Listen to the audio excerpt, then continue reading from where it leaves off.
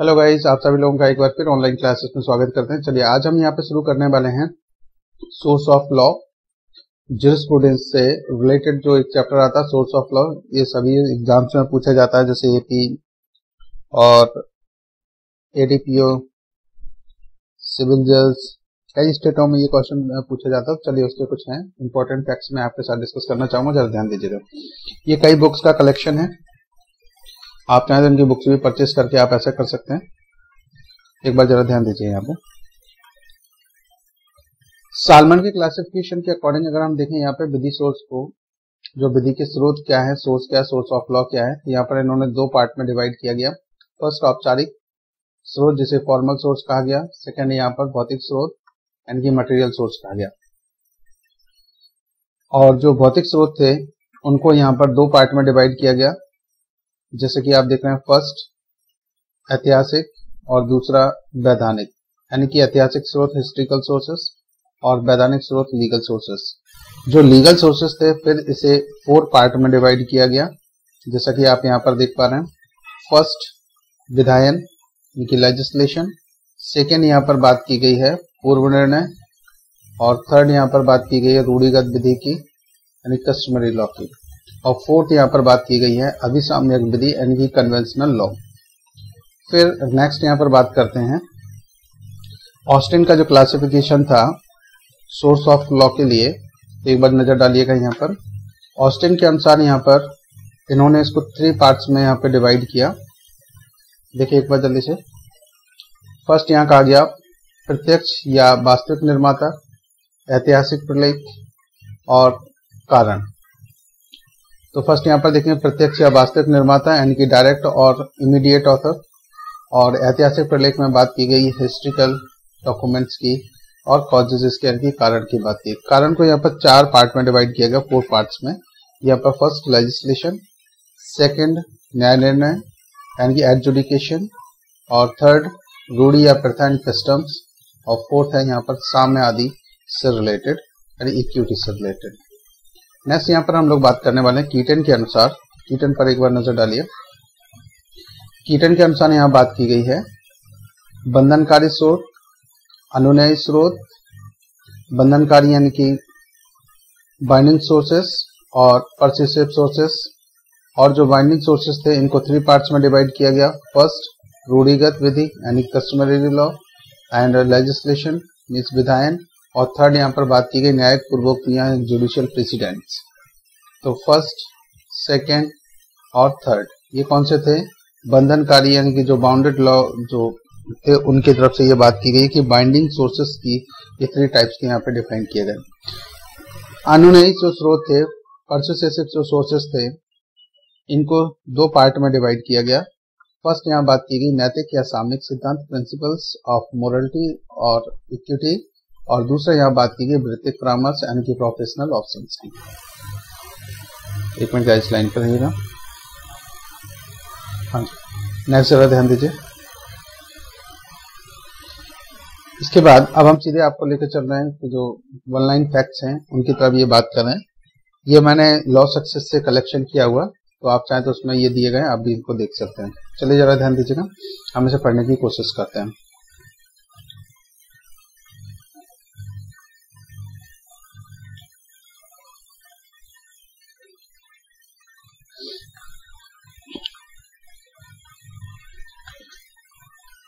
ये फैक्ट्स कई एग्जाम्स में पूछे गए तो उनका ये कलेक्शन है, जरा ध्यान दीजिएगा। विधि के स्रोत का मूल आधार मानव स्वभाव में ही अंतर्निहित है। क्या कहा गया यहाँ पर? विधि के स्रोत का मूल आधार मानव स्वभाव में ही अंतर्निहित है। ये किसने कहा था? डेल बेकियो ने। नेक्स्ट जरा यहाँ पे ध्यान दीजिए। विधिक स्रोत ऐसे द्वार हैं जिनके माध्यम से नए स्रोत विधि में प्रवेश करके कानून का रूप ग्रहण कर लेते हैं। ये बात किसने बोली? सावमंड ने। आप जरा यहाँ पे ध्यान दीजिए, इसको मैं फिर से रिपीट कर रहा हूँ। सेकंड नंबर पॉइंट को थोड़ा सा इसको स्पीड में लेके चलेंगे, जल्दी जल्दी कंप्लीट करने की कोशिश करते हैं। देखिए सेकंड पॉइंट पर अगर हम बात करें तो यहाँ कहा गया कि विधिक स्रोत ऐसे द्वार हैं जिनके माध्यम से नए स्रोत विधि में प्रवेश करके कानून का रूप ग्रहण कर लेते हैं सावमंड के अनुसार। नेक्स्ट में थर्ड पॉइंट पर बात करते हैं। रूढ़ियों और प्रथाओं को विधि का सबसे महत्वपूर्ण स्रोत माना जाता है। किनको माना जाता है? रूढ़ी और प्रथाओं को। ये ऐतिहासिक शाखा के समर्थक होने का। नेक्स्ट जरा ध्यान दीजिएगा।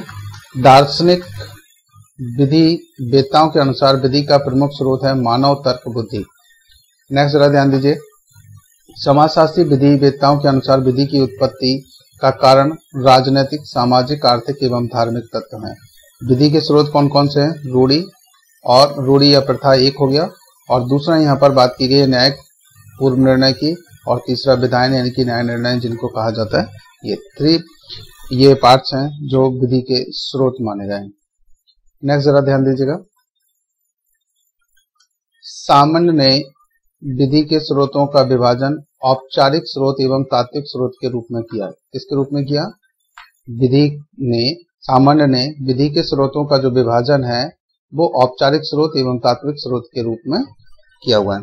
अगला जरा यहाँ पे ध्यान दीजिएगा, रूढ़ियों की अगर हम बात करते हैं यहाँ, तो सामान्य परिस्थितियों में मानव आचरण को कहा जाता है, इनको क्या कहा जाता है? रूढ़ी। सेकेंड, हिंदू विधि की अधिकांश व्यवस्थाएं आधारित हैं रूढ़ियों पर। नेक्स्ट यहाँ बात की गई, सामान्य परिस्थितियों में समस्त व्यक्तियों के कार्यों की एक रूपता को रूढ़ी कहते हैं। ये किसने कहा था? कार्टर ने। नेक्स्ट जरा ध्यान दीजिएगा, रूढ़ी अनवरत आदतन अभ्यास का परिणाम मात्र है। ये बात की गई थी पैटर्न के द्वारा। नेक्स्ट यहाँ बात की गई, सामान्य ने रूढ़ी को दो प्रकारों में बांटा है, विधिक रूढ़ियां और अभिसाम्यक रूढ़ियां। कौन कौन सी हैं? फर्स्ट विधिक और दूसरी समयात्मक रूढ़ियां, जिनको आप कन्वेंशनल लॉ भी बोल सकते हैं। नेक्स्ट जरा ध्यान दीजिए, यहाँ पर स्थानीय रूढ़ियों को वैधता हेतु आवश्यक तत्व कहा जाता है युक्तियुक्त, तर्कसंगत, निश्चितता, निरंतरता और स्थायी तथा प्रचलित कानूनों में संगतता। तो ये इतने अगर पॉइंट्स हैं तो उन रूढ़ियों को वैध माना जा सकता है और वो कानून का रूप ले सकती हैं। क्या होनी चाहिए? वो फर्स्ट युक्तियुक्त होनी चाहिए, तर्कसंगत होनी चाहिए, और थर्ड में या निश्चितता होनी चाहिए, निरंतरता होनी चाहिए, स्थायी तथा प्रचलित हो, और कानूनों से संगतता हो, यानी कि कानूनों के अगेंस्ट ना हो। नेक्स्ट यहाँ पर बात कीजिएगा, रूढ़ी का समाज से वही संबंध है जो विधि का राज्य से होता है। ये किसने कहा? सामान्य ने। ये देखिए राजस्थान PCS 2003 में भी पूछा गया। नेक्स्ट यहाँ पे बात कर रहे हैं, समाज के लिए प्रथा का वही महत्व जो कानून का राज्य के लिए है। किसके लिए? समाज के लिए प्रथा का वही महत्व है जो कानून का राज्य के लिए।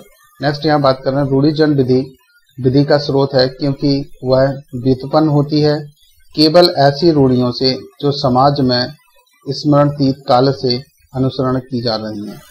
नेक्स्ट यहाँ पर बात करेंगे 4 नंबर पॉइंट पे। अगला, कोई स्थानीय रूढ़ी विधि के स्रोत के रूप में विद्यमान और प्रवृत्त रहे, इसके लिए प्राचीनता के अतिरिक्त भी निम्न अपेक्षाएं पूरी की जानी चाहिए। नंबर 1 युक्तियुक्तता, नंबर 2 संविधि से अनुरूपता। नेक्स्ट जरा ध्यान दीजिए, यहाँ पर रूढ़ी विधायन से पूर्वगामी होती है अतः उससे श्रेष्ठ होती है, तथा विधायन को रूढ़ी के सिद्धांतों के अनुरूप होना चाहिए। यह सिद्धांत ऐतिहासिक विचारधारा का मूल लक्षण है। नेक्स्ट जरा ध्यान दीजिए, फ्रेडरिक कार्ल बॉनसेबनी ने संप्रेषित किया है कि फर्स्ट विधायन के पूर्व रूढ़ी का स्थान है, और दूसरी यहाँ पर बात की गई रूढ़िगत व्यवहार के अनुकूल विधायन होना चाहिए। थर्ड में यहाँ पर बात करेंगे रूढ़ी विधायन से वरीय होती है। ये किसने कहा था? फ्रेडरिक कार्ल बॉनसेबनी ने। नेक्स्ट यहाँ पर बात कर रहे हैं हम लोग, रूढ़ी वास्तविक विधि का एक लक्षण है, इसकी उत्पत्ति आधार नहीं है। ये किसने कहा? सेबनी। नेक्स्ट देखिए जरा, रूढ़ी के निम्न आवश्यक तत्व हैं। रूढ़ी निश्चित होनी चाहिए। सेकेंड नंबर पॉइंट पर, किसी रूढ़ी के स्मरणातीत काल से उपयोग किया जा रहा हो, यानी शांतिपूर्ण उपयोग होना चाहिए। और तीसरा पॉइंट है, रूढ़ी युक्तियुक्त होनी चाहिए, यानी रूढ़ी के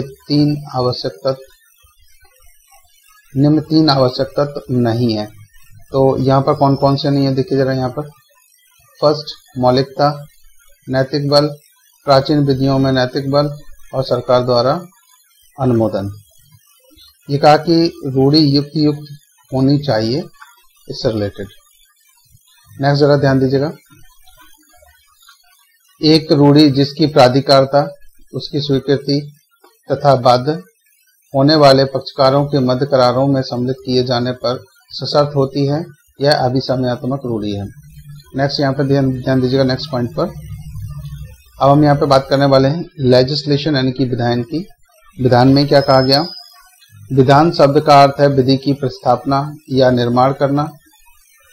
और सेकंड नंबर पॉइंट पे देखिए, किसी प्रकार के विधि निर्माण को विधान कहते हैं, ये जर्मी बेंथम ने कहा।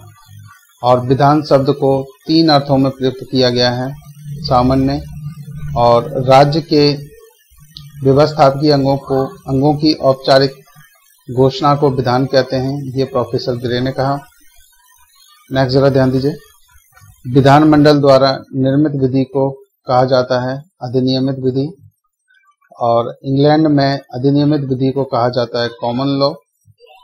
और सामान्य ने विधान का वर्गीकरण 2 वर्गों में किया, सर्वोच्च विधान और उसके अधीनस्थ विधान। नेक्स्ट जरा ध्यान दीजिएगा, यहाँ पे वह विधान जिसकी उत्पत्ति राज्य की संप्रभुता शक्ति से होती है उसे सर्वोच्च विधान कहा जाता है। भारतीय संसद द्वारा पारित अधिनियम आते हैं अधीनस्थ विधान की श्रेणी में। संसद की सर्वोच्च शक्ति के अलावा किसी अन्य प्राधिकार द्वारा निर्मित जो विधि होती है वो किसमें आती है? अधीनस्थ विधि में।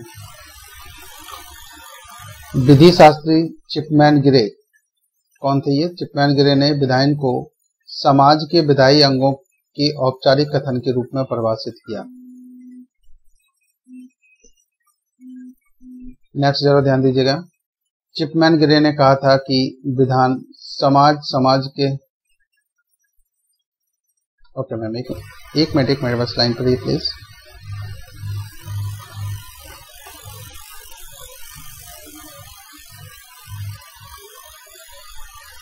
अभी देखिए, अभी क्लियर है?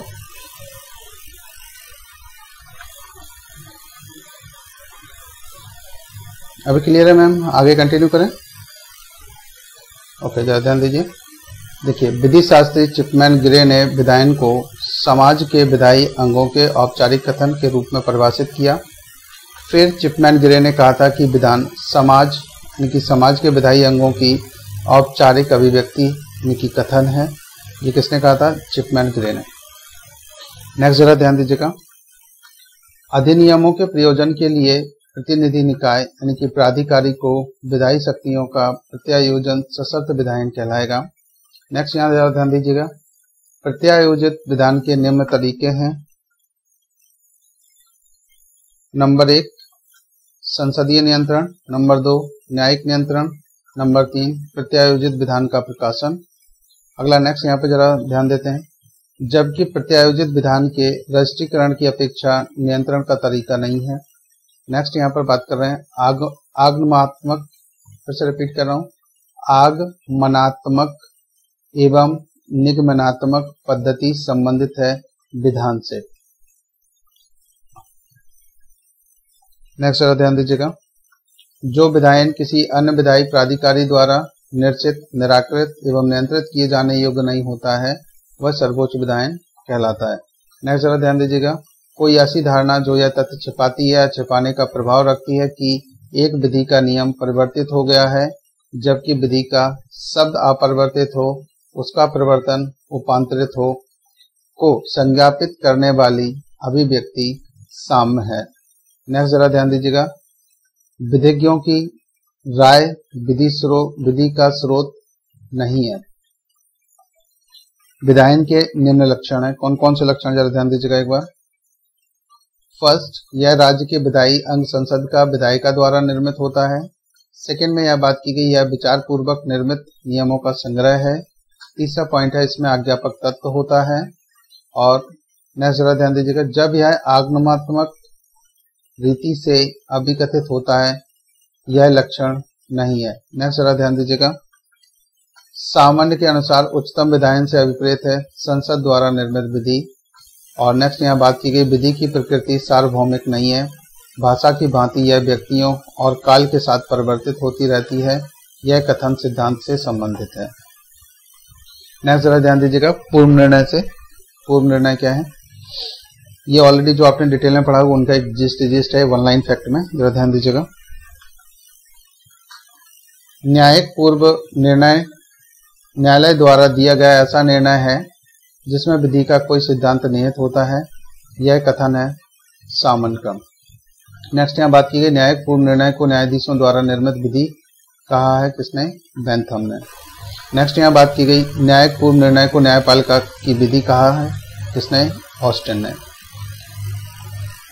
नेक्स्ट जरा ध्यान दीजिएगा, पूर्ववर्ती निर्णयों का प्रयोग द्वारा न्याय की तराजू संतुलित तथा स्थिर बनी रहती है। और नेक्स्ट पूर्ववर्ती न्यायिक पूर्व निर्णय न्यायालय द्वारा दिए गए ऐसे न्यायिक विनिश्चय हैं जिनके साथ कुछ प्राधिकार जोड़ दिए जाते हैं। ये किसने कहा? कीटन ने। नेक्स्ट जरा ध्यान दीजिएगा, न्यायिक पूर्व निर्णय का सिद्धांत आधारित है विनिश्चयों की शुद्धता की अवधारणा पर। न्याय निर्णय अनुसरण का सिद्धांत एक मान्य सिद्धांत है इंग्लिश विधि का। और फर्स्ट बुक ऑफ ज्यूरिस्प्रूडेंस के जो लेखक हैं वो हैं पोलक। पूर्व निर्णय को प्राधिकारिक बनाने वाले न्यायिक सिद्धांत को कहा जाता है विनिश्चय आधार या निर्णय आधार। न्यायाधीशों द्वारा किसी मामले के तथ्यों के आधार पर निकला गया निष्कर्ष ही अपवाद का विनिश्चय आधार होता है। यह कथन है गुडहर्ट के विचार में। नेक्स्ट बात की गई बंधनकारी प्रभाव नहीं रखती है इतिरोक्ति। जब न्यायालय जब अपने तर्क प्रवाह में किसी ऐसे सिद्धांत का प्रतिपादन करते हैं जिसे वे अपने किसी निर्णय विशेष का आधार मानते हैं तो उनके द्वारा प्रतिपादित ऐसे सिद्धांत होते हैं इतिरोक्ति। नेक्स्ट जरा ध्यान दीजिए, इतिरोक्ति अनेक बार उद्धत हो जाने के बाद बंधनकारी प्रभाव रखते हैं डॉक्टर एलन। न्यायिक पूर्व निर्णय के घोषणात्मक सिद्धांत के समर्थक थे कौन कौन? ब्लैकस्टोन और कार्टर। घोषणात्मक सिद्धांत की आलोचना की है डॉक्टर एलन ने। सृजनात्मक सिद्धांत के समर्थक हैं प्रोफेसर डाइसी। पूर्व निर्णय को परिमार्जित रूप में स्वीकार करने वाला देश है अमेरिका एवं भारत। एक पूर्व निर्णय के अंतर्गत कही गई या किया गया वह प्रत्येक बात सम्मिलित है जो पश्चातवर्ती आचरण के लिए एक नियम प्रस्तुत करती है सामन। और न्यायालय संबंधी के मृत शब्दों में जीवन फूकने का कार्य करते हैं। ये गलत लिखा हुआ फूकते, इसको फिर से रिपीट कर लीजिए। न्यायालय संबंधी के मृत शब्दों में जीवन फूकने का कार्य करते हैं। नेक्स्ट जरा ध्यान दीजिए, विधि के स्रोतों की विवेचना करते हुए ग्रे ने कहा कि न्यायाधीश केवल विधि की खोज नहीं करते बल्कि वे विधि का निर्माण करते हैं। ये किसने कहा? ग्रे ने। ये बहुत फेमस वो है, कई बहुत बार ये एग्जाम्स में पूछा गया, जैसे कि आप नीचे भी देख रहे हैं। इसके अलावा भी कई जगह का यहाँ कोड नहीं किया गया, बहुत जगह ये पूछा जाता है। नेक्स्ट जरा ध्यान दीजिएगा, विधि वह है जिसे न्यायाधीश घोषित करते हैं। ये किसने कहा? ग्रे ने। नेक्स्ट जरा ध्यान दीजिए, निर्णीता अनुसरण के सिद्धांत का पालन करता है इंग्लैंड। डवार्किन, ये डकर्किन लिखा है ना जो, ये गलत है, इसको डवार्किन पढ़िए। डवार्किन इस मत के समर्थक नहीं है कि न्यायाधीश विधि का सृजन करते हैं। और ग्रे न्यायिक पूर्व निर्णय के घोषणात्मक सिद्धांत के समर्थक नहीं है। नेक्स्ट जरा ध्यान दीजिए, मेरे विचार में पूर्व निर्णय का पालन एक नियम होता है, चाहिए ना कि अपवाद। ये कार्डोजो ने कहा। नेक्स्ट जरा ध्यान दीजिए, पूर्व निर्णय के अवधकारी बल को नष्ट या कमजोर किया जाता है निराकृत निर्णय द्वारा। न्यायाधीश निर्मित विधि के विषय में जेरेमी बेंथम ने कहा है कि क्या आप जानते हैं कि वे किस प्रकार निर्माण करते हैं, वैसे ही जैसे एक व्यक्ति अपने कुत्ते के लिए विधि का निर्माण करता है। ये किसने कहा था? एक जेरेमी बेंथम ने कहा था। इसको थोड़ा सा जरा ध्यान रख लीजिएगा। ये 2 बार पूछा गया, यूपीपीसीएस 2006 में और 2003 में भी पूछा गया कि न्यायाधीश निर्मित विधि के विषय में जेरेमी बेंथम ने कहा था।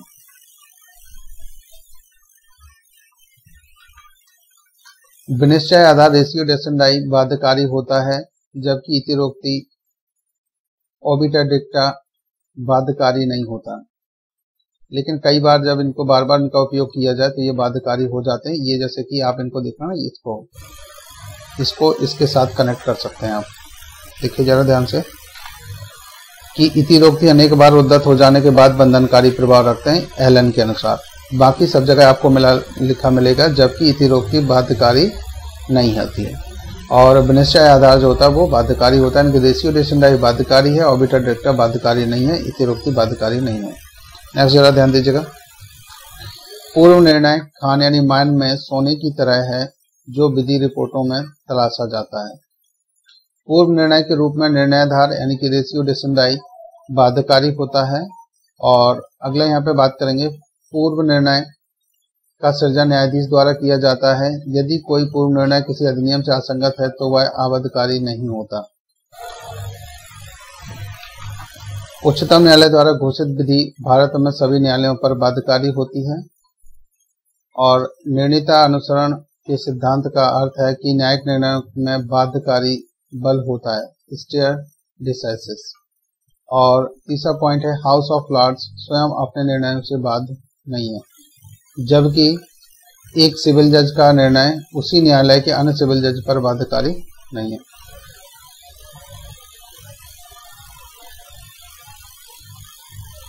अगला जरा यहाँ पे ध्यान दीजिएगा, अवधानता के कारण दिए गए निर्णय बाध्यकारी नहीं है। सेकंड, पूर्व निर्णय विधि के क्रमिक विकास में सहायता करते हैं। निर्वाचन की प्रक्रिया में न्यायाधीश विधि का निर्माण करते हैं। प्रतिलिप्यकार एक मूर्त अधिकार नहीं है, अपितु अमूर्त अधिकार है। तो ये जो लाइन आप देख रहे हैं थोड़ा सा इसको भी देख लीजिएगा, ये भी कई बार पूछी गई है। नेक्स्ट जरा ध्यान दीजिएगा, स्वतंत्रता के पूर्व निर्णय के सिद्धांत को द गवर्नमेंट ऑफ एक्ट 1935 की धारा 212 के द्वारा आंशिक मान्यता मिली है।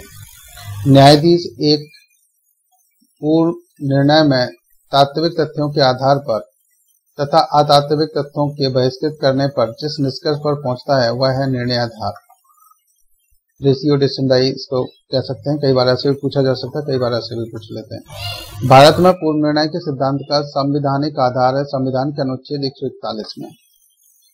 एक केस है यहाँ पर, Bengal immunity company limited Bihar राज्य, EIR 1955 का केस है।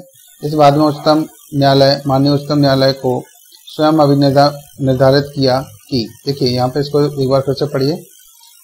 इस बाद में माननीय उच्चतम न्यायालय ने निर्धारित किया कि उच्चतम न्यायालय द्वारा घोषित विधि भारत राज्य क्षेत्र के भीतर सभी न्यायालयों पर आबद्धकर है, किंतु उच्चतम न्यायालय अपने निर्णयों से आबद्ध नहीं है। ये कौन सा केस था? Bengal immunity company limited versus Bihar राज्य। नेक्स्ट जरा यहाँ पे ध्यान दीजिएगा, उच्चतम न्यायालय द्वारा निर्णीत किसी वाद का विनिश्चयाधार सभी उच्च न्यायालयों पर बाध्यकारी है। निम्नलिखित कथन पूर्व निर्णय से संबंध में सही है। एक उच्च न्यायालय का निर्णय अन्य उच्च न्यायालयों पर आबद्धकारी नहीं है, और एक उच्च न्यायालय का निर्णय उसके अधिकारता के अधीन सभी अधीनस्थ न्यायालयों पर आबद्धकारी होता है, जबकि खंडपीठ यानी कि डबल बेंच का निर्णय एक पीठ पर आबद्धकारी होता है। डबल बेंच कहाँ होती है? हाई कोर्ट में। तो हाई कोर्ट की अगर डबल बेंच किसी जजमेंट को चेंज कर देते हैं तो वो सभी पर सिंगल पीठ पर आबद्धकारी रहेगा। नेक्स्ट देखिए, यह कथन कि समान पीठ का निर्णय पश्चातवर्ती सह समान संख्या वाली पीठ पर आबद्धकारी नहीं होता है, ये सही नहीं है। नेक्स्ट जरा ध्यान दीजिएगा, अर्थात समान पीठ का निर्णय पश्चातवर्ती सह समान संख्या वाली पीठ पर आबद्धकारी होता है। नेक्स्ट देखिए, जरा ध्यान दीजिए, सज्जन सिंह बनाम राजस्थान राज्य का केस है। प्रकाश चंद्र पाक बनाम उत्तर प्रदेश तथा Bengal immunity company limited Bihar राज्य के बाद यह न्यायिक पूर्ण निर्णय के सिद्धांत से संबंधित है। कौन से हैं? डॉक्ट्रिन ऑफ प्रेसिडेंट से रिलेटेड है। कौन कौन से केस हैं? केस को मैं फिर से एक बार रिपीट कर रहा हूँ, सज्जन सिंह बनाम राजस्थान राज्य, फिर अगला केस है प्रकाश चंद्र पाक बनाम उत्तर प्रदेश राज्य, और नेक्स्ट है Bengal immunity company limited Bihar राज्य। किससे रिलेटेड हैं? ये न्यायिक पूर्ण निर्णय से रिलेटेड है। तो पूर्ण लिखा है इसको, पूर्व निर्णय आप कर लीजिए, डॉक्ट्रिन ऑफ प्रेसिडेंट से संबंधित है। नेक्स्ट जरा ध्यान दीजिए यहाँ पर, जबकि लिवरसीज बनाम एंडरसन प्रत्यायोजित विधान से संबंधित है, जिसमें लॉर्ड एटकेन ने प्रत्यायोजित विधान पर अंकुश लगाने का उल्लेख किया था। कौन सा केस था? लिवरसीज बनाम एंडरसन। नेक्स्ट केस पर ध्यान दीजिए, माननीय सर्वोच्च न्यायालय ने बंगाल इम्यूनिटी कंपनी बनाम भारत संघ EIR 1955 वाला जो केस है, इसके बाद में प्रथम बार अपने पूर्व निर्णय को निरस्त किया। ध्यान दीजिएगा, इस बाद में यह अभिनिर्धारित किया गया कि यह न्यायालय अपने पूर्ण निर्णय से बाध्य नहीं है। यदि वह त्रुटिपूर्ण एवं अनुपयुक्त हो तो न्याय हित में आवश्यकता अनुसार उसे उलट सकता है। तो ये इसके इम्पोर्टेंट कुछ फैक्ट्स थे जो आपने कल ये डिटेल में पढ़े हुए मॉर्निंग में, उन सब का ये इम्पोर्टेंट फैक्ट्स। इससे रिलेटेड अभी क्वेश्चन आंसर हम लोग जब सॉल्व करेंगे तो ये आपके काम आएगा। चलिए गाइस, तो हम मिलते हैं नेक्स्ट वीडियो में, तब तक के लिए ओके, बाय बाय।